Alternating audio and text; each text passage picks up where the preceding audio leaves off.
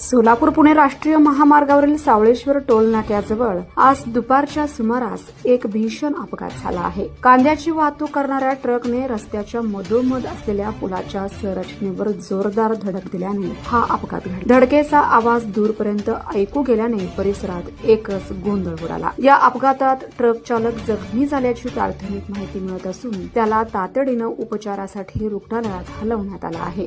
घटनास्थळी पोलिसांनी धाव घेत वाहतूक सुरळीत करण्याचे प्रयत्न सुरू केले। मात्र धडक बसलेल्या ट्रकामुळे महामार्गावर दोन्ही दिशांनी वाहनांच्या लांबच लांब रांगा लागल्या असून चालकांना मोठ्या अडचणींचा सामना करावा लागतोय। पोलिसांनी क्रेनच्या सहाय्याने ट्रक बाजूला करण्याचं काम सुरू केलं असून काही वेळात वाहतूक पूर्ववत होण्याची शक्यता आहे।